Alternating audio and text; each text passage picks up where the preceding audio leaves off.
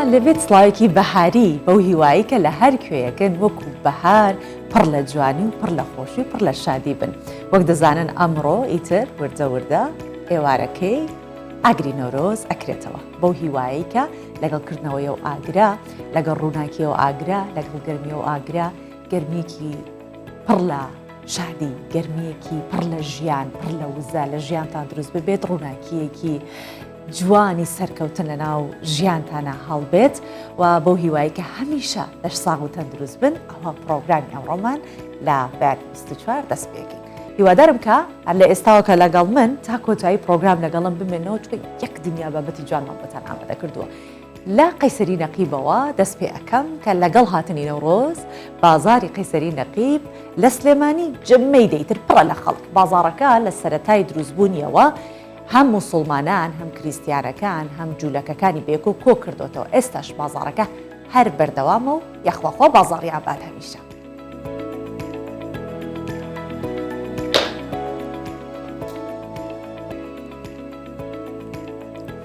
لە شاری مەدریدی پایتەختی ئیسپانیا کۆنسرتێک بۆ یادی نەورۆز بەڕێوە چووە. تیایدا چەندین پارچە میوزیکی ڕەسەنی کوردی بە ئامادەبوونی هاوڵاتیانی ئیسپانی و کورد بەڕێوە چوو بە دەست و پەنجێ ئەو بەشەی کە ئیبرن کە بەشێکی کوردی تیا میوزیکەکان ژەنراون.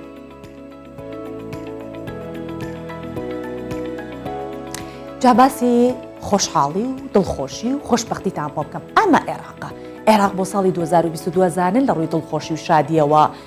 لە کوێی لیستێکا بینراوە لە 107مین ڕیزبەندەکە لە ژمارەی 107مین فینلەندەش لە ڕیزبەندی یەکەم.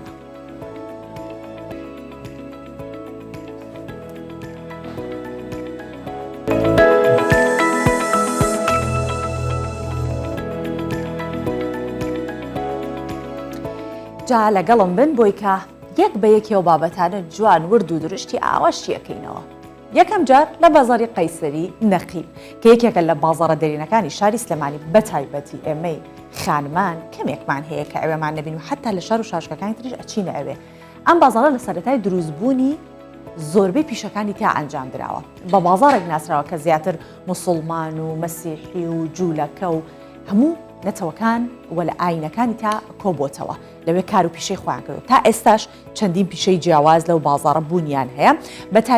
بە تایبەتی ئەو کەرەستانەی تا ئەفرۆشێت کە تایبەتن بە نەورۆز و جلوبەرگی کوردی.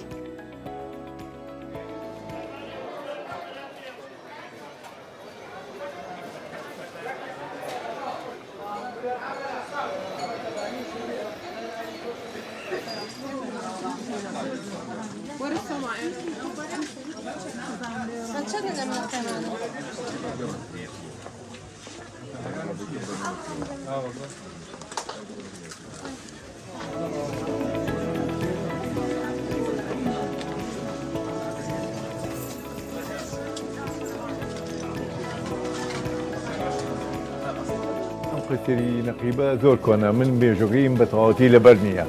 بەڵام ئەوەی کە من بزانم لە ساڵی 57ەوە ئەم بازارە ئاوا نەبوو. ئەم بازارە هەموو جۆرەشێکی تیا فرۆشا، قوماشی تیا بوو، بادرگانی تیا بوو، خەیاتی تیا بوو. ئەم بەهالات و داو دەرمانە ئەمانە ئەیان فرۆش لەگەڵ بابەتەکەی خۆیانە. بەعدێکی تیا بوو کەمالیاتی ئەفرۆش، بەعدێکی تیا بوو جامانە و کڵاو و شتی فۆلکلۆری کوردەواریان نەفرۆشت.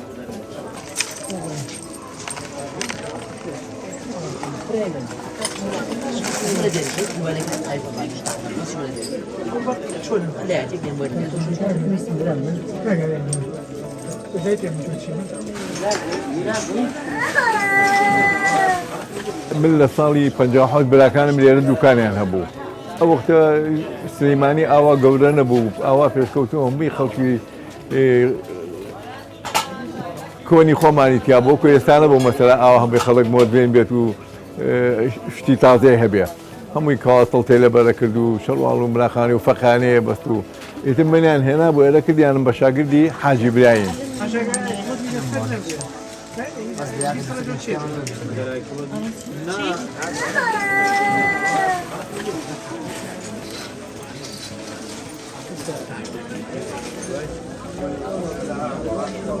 ئێستا بابەتی نەورۆز تۆ دێ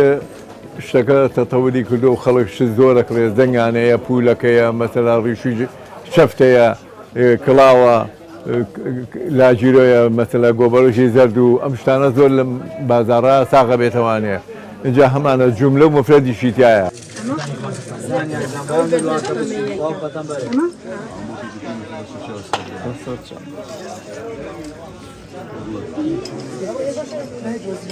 من 20 ساڵە لەم قەیسەریم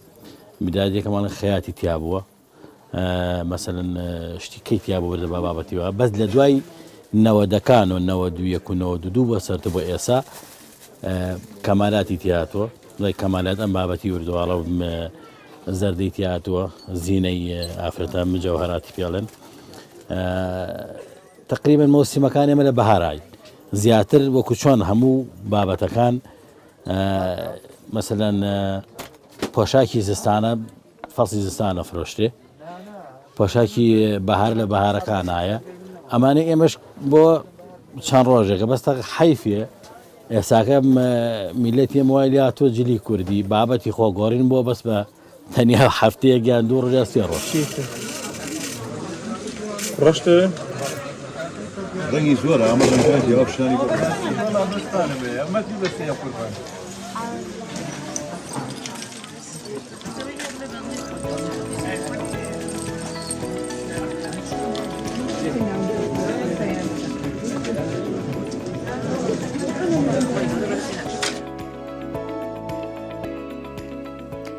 فستیڤاڵەکانی یادار و نەورۆز و ئازادی بەگشتی ئەوە نەبوو بەس بڵین لە قوتابخانە و لە زانکە و پەیمانگاکانە بێت بەڵکو باخچەی ساوایانیشتی گرتەوە لەوێش چەند کار و چالاکیەک ئەنجام درراوە لە هەولێر لە درێژێ ئەو کار و چالاکیانی کە هی 12مین فستیڤاڵی ئازادی و نەورۆزە لەلایەن چالاکی باخچەی ساوایان فستیڤاڵێک بەڕێوە چووە کە تایە 13 باخچەی ساوایان بەشداریان کردبوو منداڵەکان بە هەڵپەڕکێ و گۆرانی دڵخۆشی خۆیان بۆ پێشوازیکردن لە جەژنی نەتەوەی نەورۆز دەربڕیان.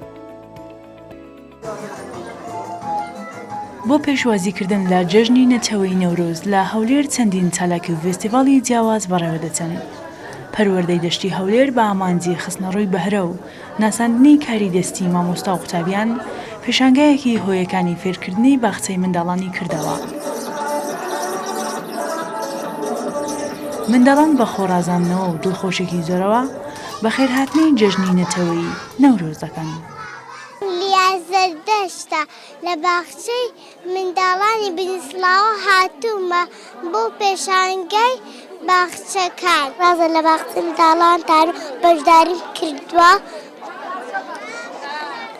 لە چاراکی نەورۆز ئەوم ئارانە لە باخچەی منداڵانتانەوە هاتوومە بەشداری بکەم بۆ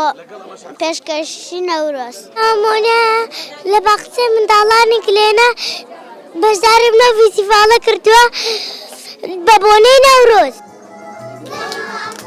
لێرە 13 باخچەی ساوایان پەشداریان کردووە و هۆیەکانی فێرکردن و کاری دەستی مامۆستایان نمایش کراوە. بەشێکیان لەلایەن منداڵان دروستکراون و بەشێکی زۆری کارەدەستیەکان گوزارش لە کەلتور و دابوونەریتی کۆنی کوردەواری دەکەن. ساڵ سێمین پیشانگایەکە دەکەینەوە لە بەڕێوەبەرایەتی چالاکی قوتابخانەکان کە دەشتی هەولێرمان هەڵبژاردووە ئەم جارێ بە بۆنەی ئادار و نەورۆز ئەم پیشەنگایەمان ئەنجام داوە. بەشداربوونی منداڵانە بە بۆنەکانی ئادار و نەورۆز. دووەم بەشداربوونی گشت پەروەردەکانە مەسەرەن پەروەردەی دەشتی هەولێر لەگەر پەروەردەی دەوروبەر پەروەردەی ناوەندی هەولێر هەمویان کۆبوونەتەوە هەمویان سوود گۆڕینەوەیە هەریەکە و لە ئەزمموی ئەوی تر سوود وەردەگریتن ئامانجی سەرەکیمان سوود وەرگرتنی باخچەکانە لەگەڵ یەکدری و گۆڕینەوەی سوودەکانە. لە یازای ئادارەوە فستیڤاڵی جۆرەوجۆری فۆتۆگرافەری و بەستە و حەیران و کاری دەستی و چالاکی قوتابخانە و باخچەی ساوایان دەستی پێکردووە. تاوەکو ئێستاش 23 چالاکی جۆرەوجۆر بە بۆنەی پشۆکانی ئادار و نەورۆزەوە ئەنجام دراون. شەیمە باریس کوردستان 24 هەولێر. ئەمەی کە دەیبینن لە دەستی من ئەمە ئەو نامیلکەیەیە کە بۆ 12مین فستیڤاڵی هەولێر و ئازادی 12مین فستیڤاڵ لە هەولێر کە هی ئازادی و نۆرۆز بوو بەڕێوە چووە جا ئەوانی کە گەشتیار بوونە ناو هەولێر ئاگادارن خەڵکی هەولێر ئاگادارە چەندێک چالاکی جۆراوجۆر و فستیڤاڵی جۆراوجۆر بەڕێوەچوو ئەمڕۆ کۆتایی بە و فستیڤاڵانە دێت وەسبینێ ئیتر خەڵگەچێ بۆ سەیران و ئەمڕۆژ ئاگری نەورۆزەکرێتەوە ئەمانە بزانین لەم 12 ڕۆژە بەرهەمی بەڕێوەبەراتی گشتی ڕۆشنبیری هەولێر و هەروەها ئەندامانی ئەو لیژنەی کە لیژنەی باڵای 12مین فستیڤاڵی هەولێر بوون بۆ ئازادی و نۆرۆز چی بووە چیان کردووە بۆیە میوانداری زۆر بەڕێز فەرهەنگ غەفوورمان کردووە بەڕێوەبەری گشتی ڕۆشنبیری هەولێر و ئەندامی لیژنەی باڵای 12مین فستیڤاڵی هەولێر واهی ئازادی و نەورۆز بەخێر هاتی ڕۆژتان باش لەشتان ساغ بێ ماندوو نەبن دەستان خۆش بێ هەر دایمە لەناو خۆشی و جەژن و شادیا بن زۆر سپاس سڵاو لە ئێوەش ساڵی نوێشتان پیرۆز بێ هیوادارین جەژنی نەورۆز جەژنی شادی و ئارامی و پێکەوە ژیان بێ هەمیشە لە خۆشی و لە سەیران و لە بەختەوەری دابن بەو هیوایە کاک فەرهەنگ ئەم 12 ڕۆژە ئیتر کار و چالاکێکی زۆر چڕوپڕتان هەبوو ئەمڕۆژ کۆتایی پێدێت ئەمڕۆ کە کۆتایەکەتی بابزانین چییە لە کۆتایەکەی جا دواتر باسی 12 ڕۆژەکەکەین کە چیتان کردها چۆنەڵێ هەموو بەرهەمەکەتان کۆکەینەوە بەڵێ دیارە 12مین فستیڤاڵی ئازادی و نەورۆز واتە لە ڕۆژی دەستپێکردنی لە 11 مانگ ڕۆژی ڕاپەڕینی شاری هەولێرە و لە 20 مانگ لەگەڵ مەشخەڵی نەورۆز و ئاگری نەورۆز کۆتایی بە فستیڤاڵەکە دێ ئەمڕۆ ئێوارە لە پارکی شانەدەر کاتژمێر 4 ئێوارە ستەیج و هەموو ماتریالەکانی دواهەمین ڕۆژەکانی فستیڤاڵ بە گۆرانی و مۆزیک و هەڵپەرچێ کۆتایی پێدێ لەو دەنگبێژانەی کە ئەمڕۆ میوانە لە سەر ستێج لە پارکی شانەدەر لە هەولێری پایتەخت بۆ نمونە هونەرمەند ڕۆمی هەرچی هونەرمەند ئەلند حازم و هونەرمەند نازدار زیری و هونەرمەند ئەیات حوسێن و هونەرمەند عەبدولقادر ئەسعاد و کۆمەڵێک هونەرمەندی تر کارمەند ڕواندزی بەشدار دەبێت لەو چالاکی و زمزۆڵەی ئێوارە هەر لەوێژ ئاگرەکە دەکرێتەوە و یاری ئاگرین و کۆمەڵێک سوپرایزی زیاتریش کۆتایی بە فستیڤاڵەکە دێت دەستان خۆش بێت جا کاک فەرهەنگ خۆی بەهار و جژنی نەورۆز ینی نوێبوونەوە هەموو شتێک نوێ ئەبێتەوە هەر لە سروشتەوە ئیتر هەتاوەکو تەبیعەتی ئێمە تر ئەگۆڕێ ناو سەرمایهێنێ دەرە تۆزە گەرمامانە بێت و نوێبوونەوەی ئەم فستیڤاڵەم ساڵ جیاوازی چی بوو چۆن نوێبوونەوەی بەخۆیەوە بینی لە چاو ساڵانی تر بەڵێ دیارە ساڵ بە ساڵ ئەم چالاچێ گەشەی کردووە بەداخەوە 2 ساڵی پێشووتر بەهۆی ڤایرۆسی کۆرۆنا و ئەو پەتایە نەمانتوانی ئەم چالاچیە ئەنجام بدەین بەڵام بۆ ئەم ساڵ هەستمان پێکرد کە ئەو فستیڤاڵە گەشەیەکی زۆر وەکو تەنمیە بەخۆیەوە بینیوە ئەویش ینی بە مجاملە نەکەین لەسەر هەندێک شت بەڵام پێم وایە یەکێکە لەو چالاکی و زمزۆڵە هونەریانەی و ڕۆشنبیریانەی و چالاکی مەدەنیانەی ناوچەکە کە گەورەترین فستیڤاڵە هەمە چەشنە جۆرا و جۆرە یعنی بڵێ لە ڕووی ماوەشەوە لە ڕووی ماوەشەوە دە ڕۆژە یعنی ئەم 10 ڕۆژە دەتوانم بڵێم هێندە چڕ و پڕە ئێمە ئیستیغلالی ئەوەمان کردووە کە ئەو سەردەمی گەشتیارە یعنی کە بەهار دێ ناوچەکە گەشتیاری دێتێ و هەوڵمان داوە لەگەڵ ئەوە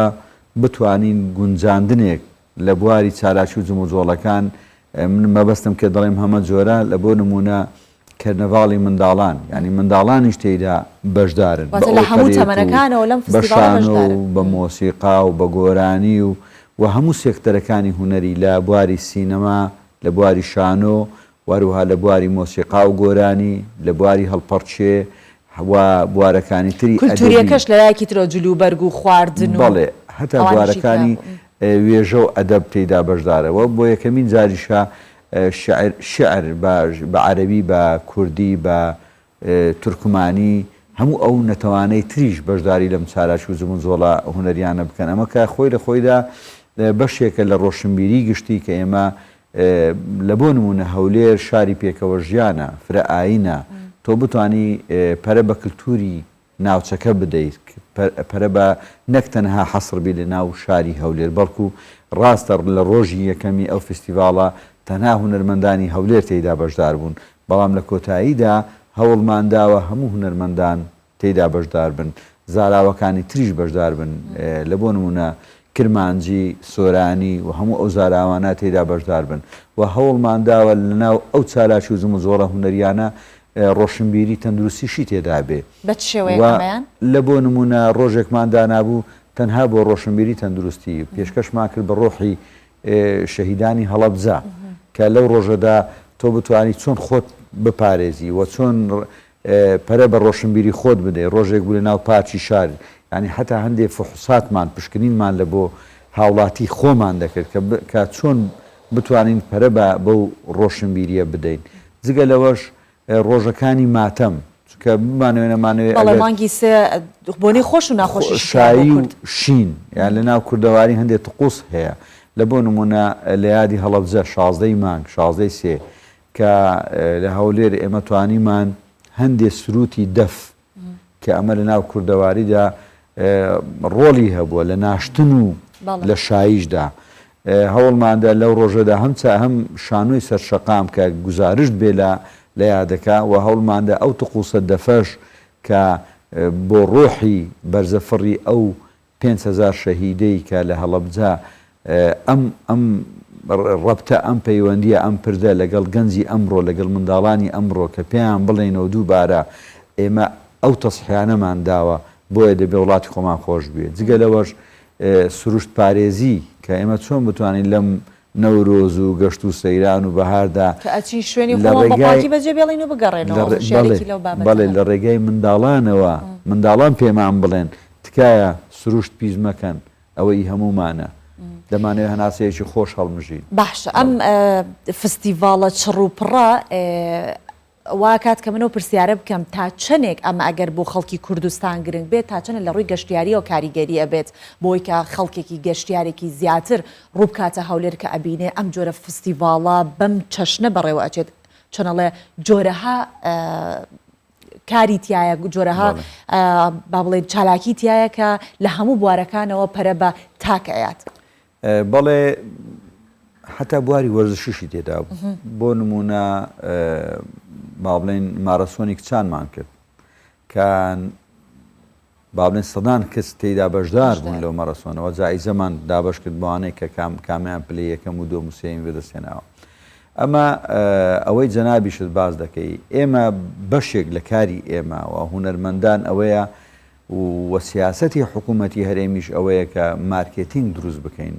بازار دروست بکەین و بژانەوەی بازار یەکێک لەو ڕموزانەی کە لە زۆر وڵاتان لایەنی گەشتیاری مارکێتینگێکی گرنگە لە بۆ هاوڵاتیەکانی ناوچەکە بۆ نمونە ئێمە لە هەولێر بتوانین لە ڕێگای ئەو فستیڤالەوە ساڵانە بتوانین گەشتیار بێنین و من ئەو ڕۆژە هەر لە کەناڵەکەی جەنابتانەوە لە کەناڵەکان دەمدیت با بڵێن گەشتیار دەهاتن دەیوت دەچێت شوێ دەیگوت دەچمە ئاهەنگەکانی نەورۆز ینی ئاهەنگای نەورۆز گرنگە لە با بڵێن لە ڕۆژهەڵاتەوە لە باکوورەوە ئەوانە تینووی ئەو ڕۆژانن کە لێرە و ئازادیەی فراهەم بووە ئەوان کە دەیبینن لە ڕێگای تەلەڤیزیۆن و میدیاکانەوە پێیان خۆشە لەگەڵ ئێمە لەو هەڵپەڕین و لەو ئازادیە بەشدار بن باوەڕتان هەبی ساڵانە ئێمە لە پارکی شانەدەر کە ئەو چالاکیانە دەکەین دەیان کوڕ و کچی ڕۆژهەڵات دەبینم دەست لەملانەی ئێمە دەکەن بڕێن ئێمە کە لە تەلەڤیزیۆنەوە ئێوە دەبینین پێمان خۆش ئاوا بە ڕوبڕووتان بینین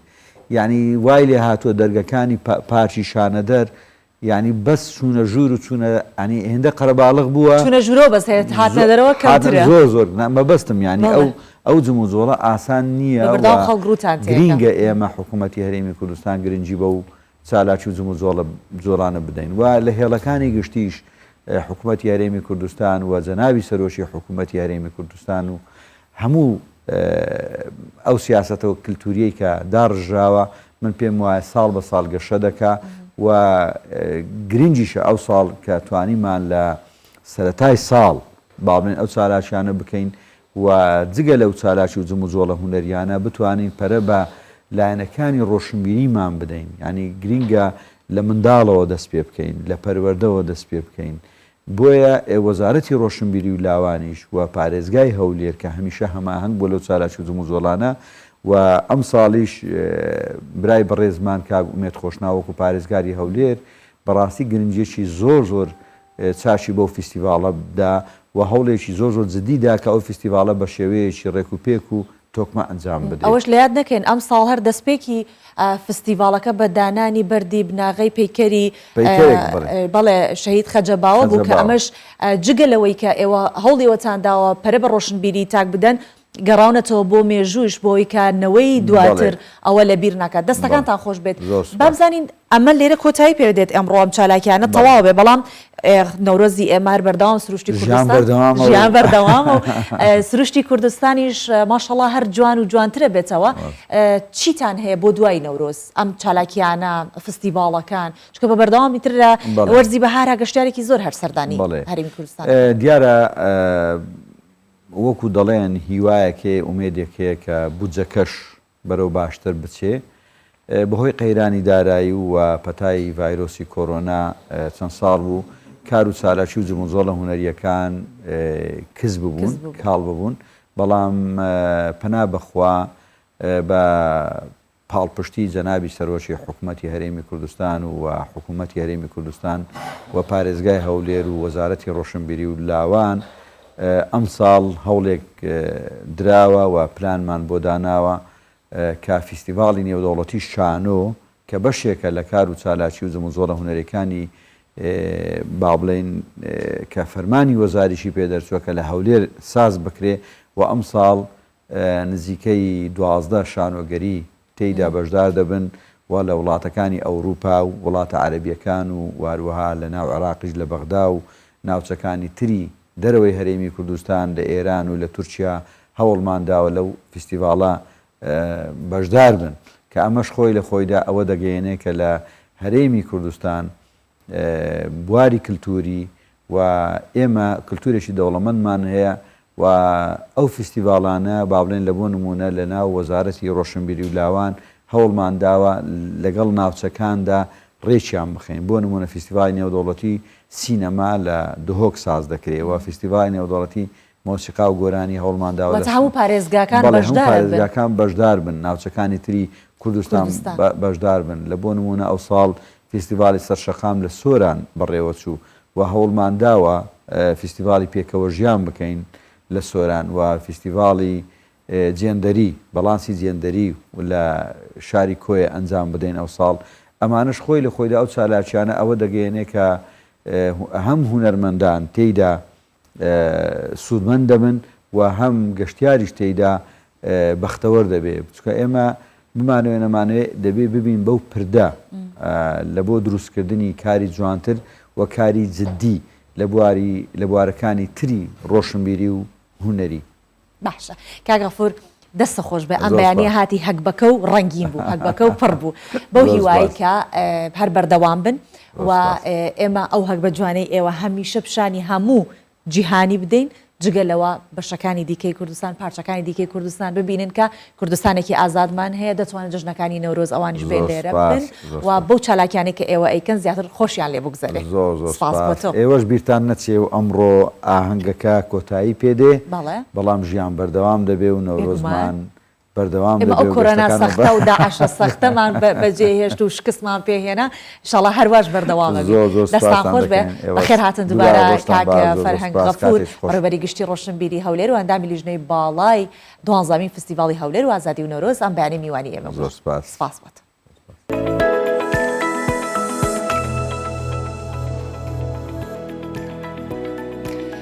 جا لەگەڵ هاتنی ساڵی نوێی کوردی هاوڵاتیان بە پەرۆشەوە خۆیان بۆ هاتنی بەهار و بۆنەکانی نەورۆز ئامادەکەن. لەگەڵەوەشە زۆرێک لە هاوڵاتیان ئاگادار نین کە پێدەنێنە چەندەمین ساڵی کوردی. جابا پێچان بڵێن کە هاوکارمان دالیا لە سلێمانی پرسیاری لە چەند هاوڵاتیە کردووە با بزانین ئەزانن یاخود نایزانن.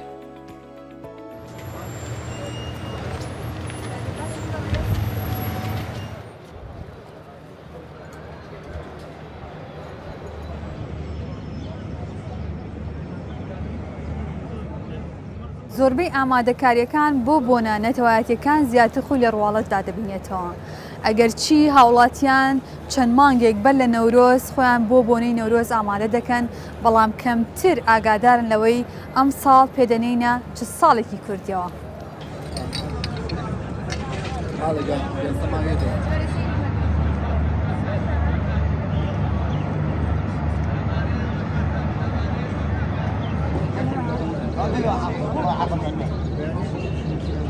ئەم ساڵ پێئەنینە چنەم ساڵی کوردیەوە. بۆ ساڵی کوردی بەرواری 2722 کات چونکە 700 ساڵمان لەگەڵ زاینە پێش ئەوان ئەو بەروار و مێژووەمان هەبووە و بەو جۆرە یعنی لەگەڵ بڵین هەتاوی و کۆچی و زاینی جیاوازیمان هەیە. تا چەندە لەگەڵ هاتین ساڵی نوێی کوردی خۆت ئامادەکەی؟ واللهی ئێستا ئامادەکردن لای ئێمە چییە؟ ئێستا خەڵکی لای خۆمان من گلەیەکم لەو حاڵەتا هەیە، یعنی پێویستە ئەم شتە بگۆڕین ئێمە، یعنی هەستەکەم بە کەم و کوڕیە کاچین بەس لەبەرەوەی پێشینە ئەمەیان بۆ دیاری کردێمە هەروە ملەنین. لایوانم بەبیر چوە نازانم ڕاستە 2600 بەڵێ 2600 ئەمڕۆ خوێندمەوە 2622 ئەفونکە 2622.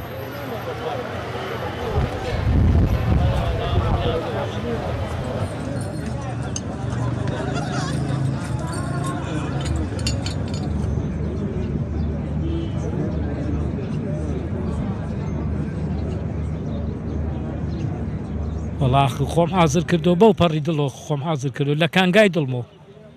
یعنی ئەو نەت خۆشم ئەو نەت سەرخۆشم پێ یعنی بەم وەزعەت بەقەی هەموو دینان پێ خۆشە. گوێم لێ نییە پارە ببێ نەبێ ئەمانە، ئێمە بەس ئەوە نەتەوەییە ئەبێت لە ڕۆحمان نابێت لە دڵمان نابێت، شتێکە لە دڵتا بێ هەیە لایبات بۆ کەس زا نابرێت. نەمەخۆڕان نەت خۆیمە مێشیسە من نیوەزان زانانی ئۆڕۆچیم لیزیەکەمان نەزانم خواریشمان دەبێت چۆ 2050 شتێکە وایە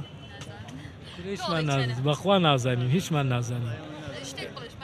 بەخوا لە خۆجاچی بڵم نابێت.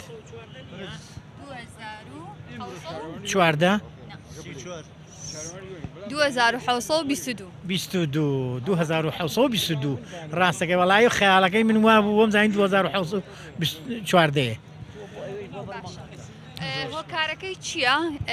کە کەمتر ئاگاداری ساڵە کوردیەکان؟ ئێمە هەموو شەکانمان ئینگلیزیە، هەموو لە دەوائیرە هەمووی بە ئینگلیزیە، بە کوردی نییە. ئەگەر کوردی بۆە وەکو ئینگلیزیەکە ئەویشمان نەزانی معنای وایە ئیسە ئێمە هەر بە ناو کوردین ئەگینە کوردیەتیمان بە هیچ شێوەکە پێوە نەباوە.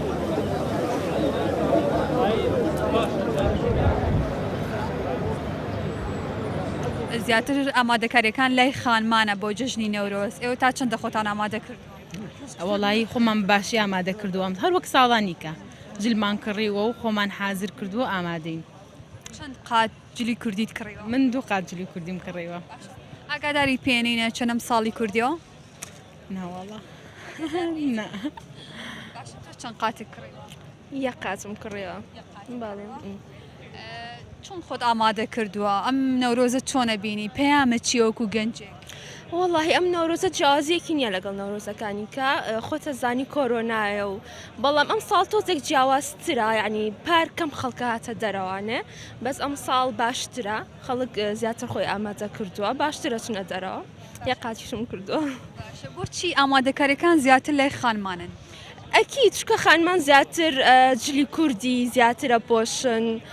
ئەکی جیاوازترە لای خانمان، خۆتە زانی خانمان زیاتر حەزیانەوە بۆ نانەیە. ئێمە خەم زیاترە خۆن، ینی هەموو شتەکان ئێمە ئامادەیەکەین، جلی مناڵە، ئیتر خواردنی خێزانە، میوانمان دێ، ئێمە زیاتر هەوڵە دەین، یعنی لە پیاوان زیاتر هەوڵە دەین خۆمان ئامادەکەین، ئێمە زیاتر خەمخۆرین. باشە تۆش نازانی ئەم ساڵ پێێنینە چەندەم ساڵی کوردیەوە؟ ناوەڵە بۆت ئاسانەکەم 2700 21 22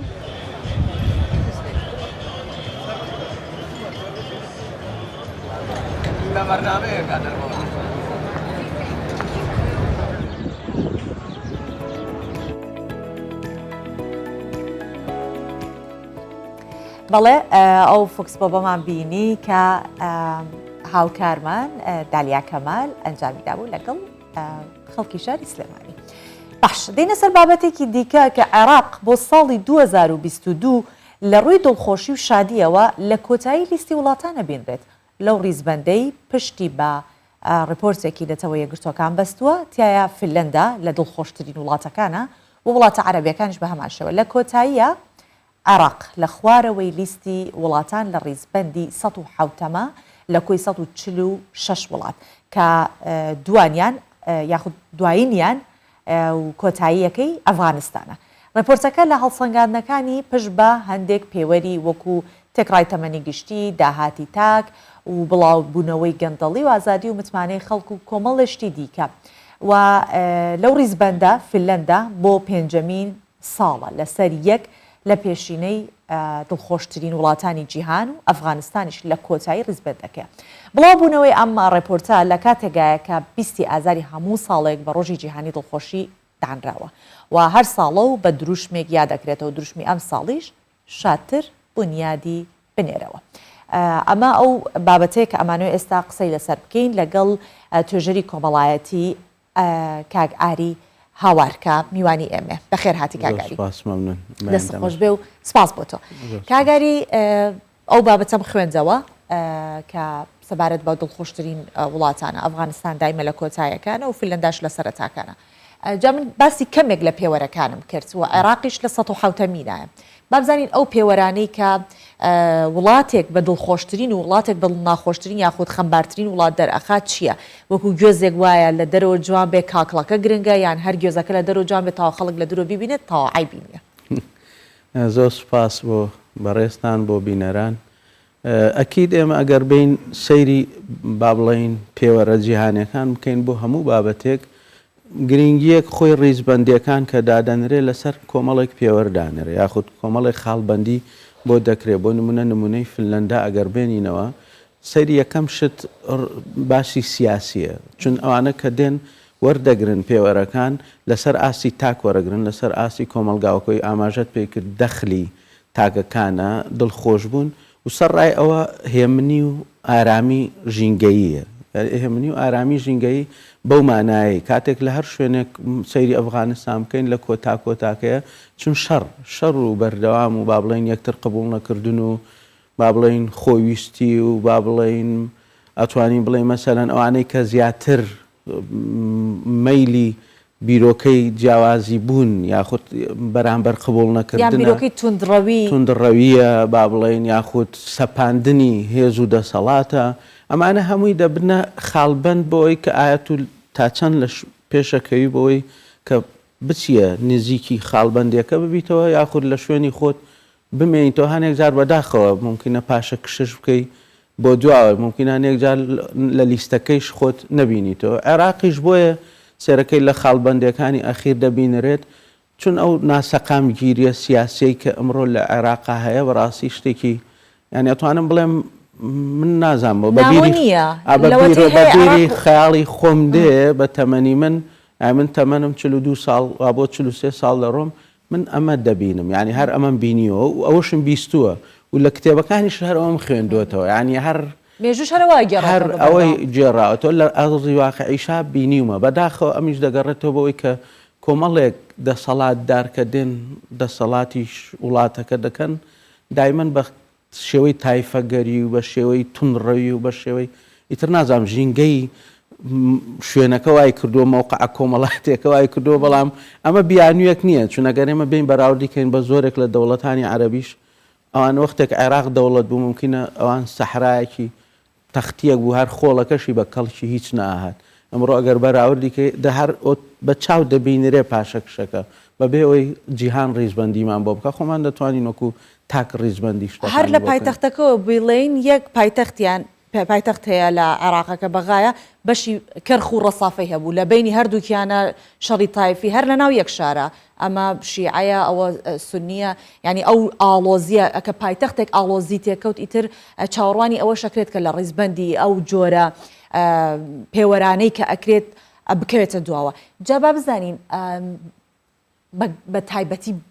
عێراق لەم ڕیزبەندەیە ساڵانە هەر لەو بینە هاتو چۆکار لە 1970 و 1940 دەچێتە پێشەوە دێتە دووە چی لێ دێت چەندێکەچێتە پێش و دێتە دووەوە وەڵای من بۆ خۆم لە ڕووی چون سیاسیەوە ممکنە زیاتر شتەکان بەڵام لە ڕووی کۆمەڵایەتیەوە ئەمە کە دەیبینین چون من سەیری تاک دەکەم خوێندنەوەی من بۆ تاک و بۆ خودی کۆمەلگایە یاخود لە ڕووی خێزانیەوە من ینی ڕژبین نیم خەت لە ژیانە بەڵام هەنێک جار ئاماژەکان شتێکت پێ دەڵێن ممکنە ینی درێژ خایەن بێت مادام دەسەڵاتی ئەوەی کە ئەمڕۆ هەیە حکومی عێراق دەکات ینی حکومێکی زیاتر فاشیستانەیە لەگەڵ ڕێزمان لە ممکنە بۆ زمانی من بۆ جوانە بێ و قسێ بکەم بەڵام ئەوەی کە دەبینرێ ئەکی دەرەنجامەکانشی هەروە دەبێت چون کە کاتێک تو دەی لایەک با بڵین تاوان دەخێ سەر جیهەتێک یاخود دیوێک یاخود پێک نهێنانی ئەم حکومەتێک هەموو ساڵ بە ساڵ ئەمە 4 ساڵ جارێک ئێمە گەورەترین گرفت دەنانێڵن ئەکیت باشتر نابێ بەڵام ئیتر نازام ئایا خراپتر لەوە دەبیان ئەوە ئەکی دەبێت چون لە مانگی دەوە ئێمە سیرکەین پەرلەمانی عێراق هەڵبژاردننی خۆی کردووە 5-6 مانگە تا ئێستا نەیتوانیوە حکومەت خەڵک دڵی بە چی خۆش بێ مەسەڵەن ئەگەر ڕێزبەندیم بۆ بکەن لە دڵخۆشیە لە عێراق من دڵم بە چی خۆش بێ ئێستا من وەکو تاکێ خۆ لە عێراق لە ناو عێراقا دەژیم بەڵام لە زمنی عێراق نیم بەڵام دڵم ممکنە هەنێجار کۆمەڵێک بیرکردنەوە ئەگەر لێم بپرسی لە ڕاستی شتەکان نەخێر چون نازام دەرەنجامی ژیانم بۆ چۆم دەبە یاخود قەدەر من فراداتە کوێی معادلەی دنیاوە لە ڕووی با بڵێن گەشە سندن و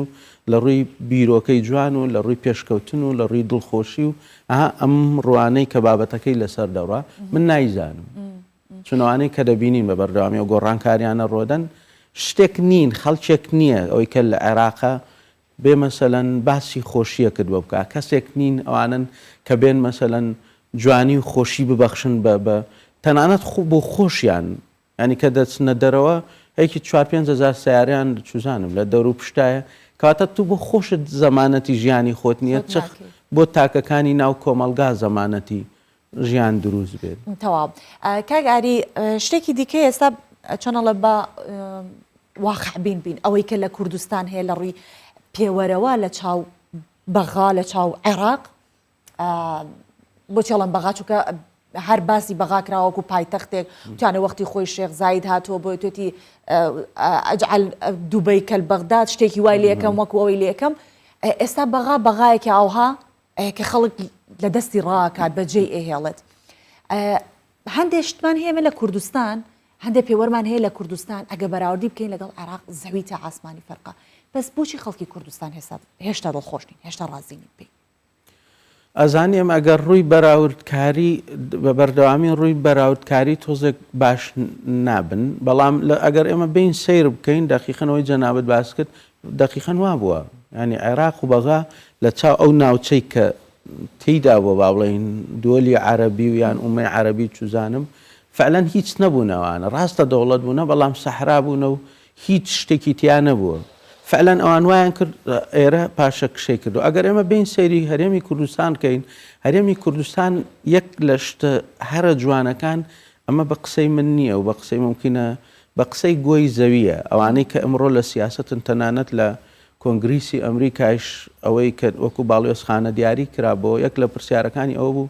مەسەلەن هەرێمی کوردستان پاڵپشتی هەرێمتیان بۆ تێوەی لەبەرەوەی پێکەوە ژیانی تایە ینی پێکەوە ژیانی قبول کردووە هەموو نەتەوە و هەموو با بڵێن مەزهەبەکان و هەموو ئەمانە شتێکی زۆر جوانە دوێنێ پێشوازی لە وەقفی سونی عێراق کرا پێ ئەوەی کە پێشوازی لێ کرا کۆمەڵی خەڵک مەسەلەن لە یەزیدیە مەسیحیە کاکەیە با بڵێن بایەکانە ینی هەموو نەتەوەکان بە یەکەوە پێشوازیانێک هەرێمی کوردستان ئەو ژینگە لەبارەیە هەموو کەسێک تایە بژێ هەرێمی کوردستان ئەو ژینگە لەبارەیە کە هەموو کەسێک دەگرێتە خۆی ئەگەر هەر تاوانێک شت کردبێ ڕێز لە چون ئێمە بین ئەگەر کەسێک لە ئەزەلەوە بۆ خۆی تاوانبار نییە ممکنە لەم قسە دوای بۆی بێ نەوعێکی تر لە یەک نەدرێتەوە بەڵام عادەتەن مرۆڤێک کە غەهڵەیەک دەکا یاخود کەم و کوڕێکی هەیە هەرێمی کوردستان دێ فۆرمەڵی بۆ کاتەوە جارێکی تر دروستی کاتەوە کە تو مرۆڤی و دەبێت بۆ ناو لێرە گرتوخانەکانمان کرا بە چاکسازی ینی دقیقەن چاکسازی تێدا دەکرێت هەرێمی کوردستان لە ڕووی ژینگەیەوە زۆر جوانە هەرێمی کوردستان لە ڕووی بەڵام ئەگەر بین بەراوردیکەن بۆ ئەوە لەگەڵ ئەوە بۆ وایە ئەمە شتێکی ترە تو ئەگەر ئەمە سەیریکەین ئەمە بۆ خۆی پێمان دەڵێ بە لێشاو ڕۆژانە خەڵک لە ناوڕاست و خواری و عێراقەوە ڕوو لە هەرێمی کوردستانەکەن بە بەردەوامی یعنی ئەگەر دەرگاکان بکەیەوە ممکنە کەس لەو لا نەمێنێ تەنانەت زۆربەی زۆران ئەمڕۆ هەموویان بوونەتە دانیشتووی هەرێمی کوردستان بە سابتی هەمووی خانووی هەیە و سیارەی هەیە و عەردی هەیە و مڵکی هەیە و ئیلا ئاخری ئەمە بۆ چی دەگەڕێتەوە بۆ ئەوەیە ئەم سەقامگیری و ئارامی و با بڵین ئەم ژینگەیە کە ئەمڕۆ لێرە هەیە ئەمە بەشێکی گەورەیە چون هەرێمی کوردستان تاکەکانی کورد قەت قاروقینی نییە ینی کەسانێکی ڕق بەستونین کەسانێک ئەگەر تو بێم ئەمە بەراوردیکەین ئەوەی کە بەسەر کووردا هێنا لە بەرامبەرە دەڵێن با بڵێن نەتەوەیەکی تر بە سەریا هێنا دەبا هەرێمی کوردستان کۆنکرێتێکی وەکو بەرلین دروست بکە لە بینی خۆی و دووەلێن ئەمە لە ناو کوردان نییە ئەم سیفەیە نییە ئەمە هەمیشە داگیرکەر بووە هاتۆ پاڵی یاوەتەوە پشتیاتەوە بە سنووری ئێمە قەت ئێمە نەبووینە بچینە ناو سنووری ئەوانەوە هەر بە بەردەوامەوان بوونە کەچی ئێمە لەگەڵەوەشە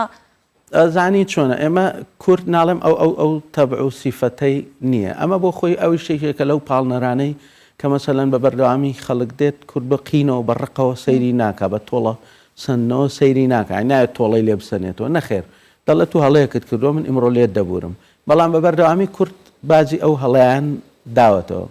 ئەگەر بین ئێمە بڵین تاکی کوردی بۆ ئەگەر بەراوردکەین ئەم بینە زۆرە بۆ تاکی کوردی لێرە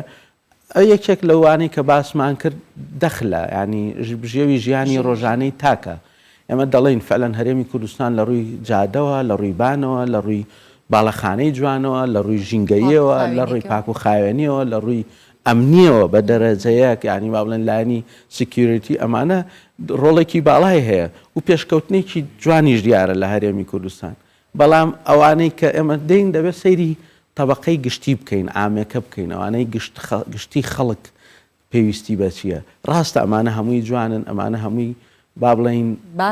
باشن ئەمانە هەنگاون بۆی من دڵخۆشکەر بم هەز بکەم مەسەلەن دوو باڵەخانەی جوان هەیە من حەقمان لەو بیرۆکە نیە مەسەن خەڵکە خۆین من نییە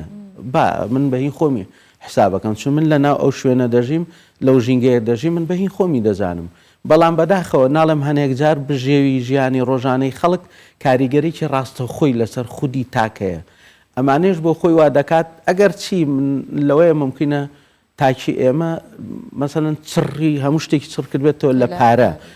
پارە نییە دڵخۆش بوون علاقەی بە ڕوو دیوی مادێ بەشێک بەشێکە کەواتە مادیەت نییە هەمووی باشە کەواتە ئەمڕۆ ڕۆژی جیهانی دڵخۆشیە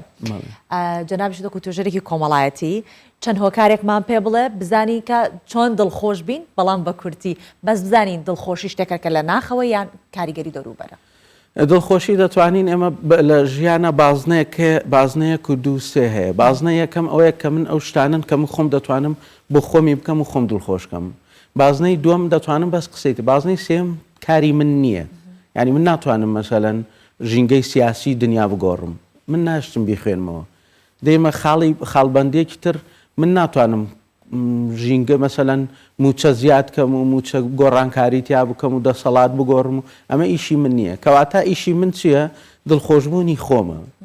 خۆگونجاندنی خۆمە لەگەڵ ئەو ژینگەی کە تیایژیم لەگەڵ خێزانەکەمە خانەوادەکەمە کە سوکارەکانمە دۆست و برادەرەکانمە و زایدەن ئەو ژینگە با بڵین ئەرزیەی کە تێدا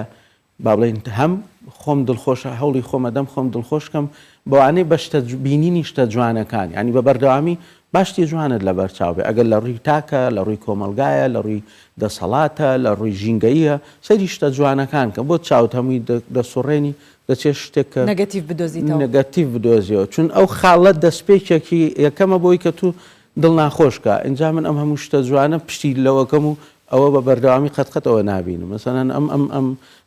ئەم شوێنە جوانە دەبینم من بۆ دێم لە لێرە خاڵێک دەدۆزمەوە کە خود دڵخۆمی پێ ناخۆشکەم نەخێر من ناتوانم مادام ئەو گۆڕانکاریانە بکەم بەڵام دەتوانم خۆم گونجاندنێک بۆ ژیانی خۆم دروستکەم بۆی من دڵخۆش بم چونکە من دڵخۆشە بم خانەوادەکەشم دڵخۆش دەبێت دۆست و برادەرەکانشم دڵخۆش دەبن کەواتە کۆمەلگا دەکرێ بە تاکە و تاک ئێمە وا بکەین دڵخۆشبوونێک بەڵام ئەوەش پێوە نییە ئەمە ئەگە ببینین ئەمڕۆ و هەموو ڕۆژانی جمعە ڕۆژانە دەبینین خەڵکەمووی دەچێتە گەشت و سەیرانەوە کەواتە دڵخۆشبوون هەیە ژیان بەردەوامەوە ژیان جوانی هەیە خەڵک قبوڵی ڕاستیەکانیمان کردووە بەڵام ئەمە هیوا خوازیە هیواداریە مە هیوادارین مەسەلەن ئەویش چاک دەبێت بەڵام سەبر و ئارامگرتن زۆر گرینگە بۆەوەی کە ئێمە بتوانین بەردەوام دڵی خۆمان خۆش بکەین چون خاڵێکی گرینگە دەبێت دای نەبڕین لە خۆمانە ئیمانێ عربتین بینە لەیلەتی وەضوحە بە شەو ڕۆژێک هەموو شتێک ئەکید ناگۆڕدرێ بەڵام ئەم بین هەرێمی کوردستانیش بەراوردکەین بە 15 ساڵی پێشتە ینی ئەو شاهدیەکی حەقە دەبێ هەمومان بیدەین ئەو ڕاستی بەڵێ من سپاسی جەنابتەکەم ئاری هاوارکە وەکو تۆژەرێکی کۆمەڵایەتی ئەمڕۆ کۆمەڵە گفتوگۆمان کرد بەیەکەوە سەبارەت بە دڵخۆشی و هەروەها لە ڕۆژی دڵخۆشیشە هیوادارم کە هەمیشە دڵخۆش بی تۆ بینەرانیشمان و سپاس دەکەم کە لەگەڵمان زۆر سپاس بۆ و سپاس بۆ بینەرانیش کاتێک خۆش.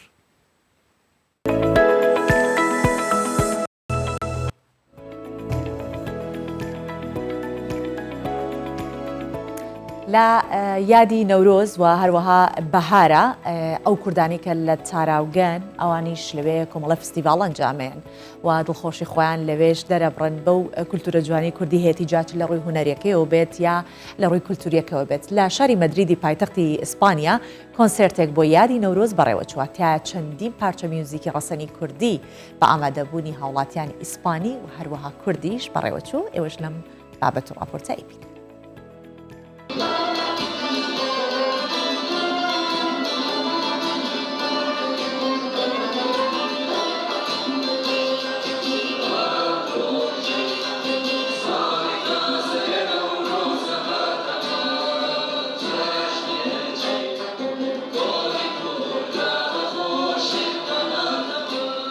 بە سرودی نەورۆز و ئامادەبوونی چەندین کورد و خەڵکی ئیسپانی و باڵوێزی عێراق لە ئیسپانیا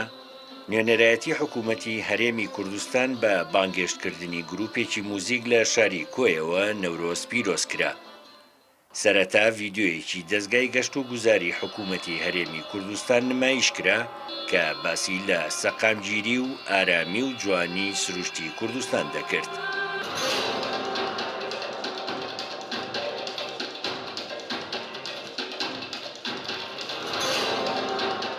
ئێمە وەکو ئۆفیسی نوێنەتی حکوومەتی هەرێمی کوردستان لە وڵاتی ئیسپانیا هەڵساین بە سازدانی ئەم ئاهەنگە کە گروپی ئارامی ڕۆحمان لە شاری کۆیەوە بانگێش کردووە. ئەو میوانانەی ئەمڕۆ لەگەڵمانن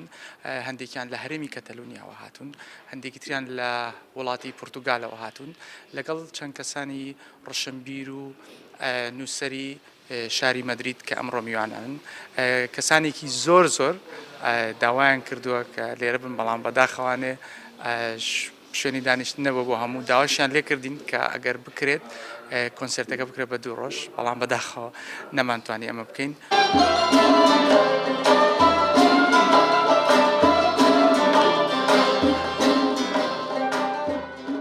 گروپی موزیکی هاوڕێیانی ئارامی ڕۆح ساڵی 2015 لە شاری کۆیە دامەزراوە و چەندین کۆنسرتیان ئەنجام داوە. لەم گەشتەیاندا بۆ ئیسپانیا 6 کۆنسرتیان پێشکەش کردووە.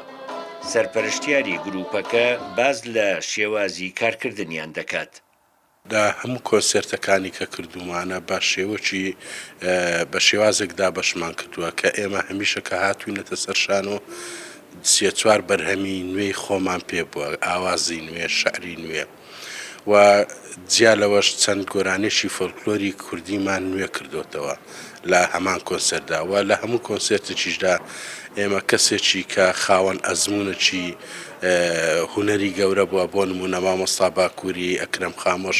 ئەوانە بۆ یەک گۆرانی هێناومان لەگەڵ خۆمان دامان ناون و پێی گەورە بووین. بە چەندین پارچە موزیکی ڕەسەنی کوردی یادی جەژنی نەورۆز کرایەوە. ئامادەبووان خۆشحاڵ بوون بە ناسینی نەورۆز و پیرۆزکردنی نەورۆز بە کۆنسرتێک. سامان سابونچی، کوردستان 24، مەدرید، ئیسپانیا. بەڵێ لە کۆتایی پرۆگرام ئەمێ ئەوەتان بەیاد بهێنمەوە کە ئەمڕۆ ڕۆژی جیهانی دڵخۆشیە. ئەگەر شکستێک لە ژیانە بۆتان دێتە پێشەوە بەم ڕوانگەیەوە بیبینە کە ئەگەر تۆ کەوتی کەسێکی کە دەکەوی دڵنیا بە کە دوای ئەوە هەڵدەستیتەوە ئەوە تۆ بوویکەوتی بەڵام ئەوەی کە هەڵدەستێتەوە کەسێکی دیکەیە بۆیە تەنیا شکستەکانیش نەبێتە بەربەست لە بەردەمی تۆ و دڵخۆشەکان هەمیشە بەردەوام بێت ئەوە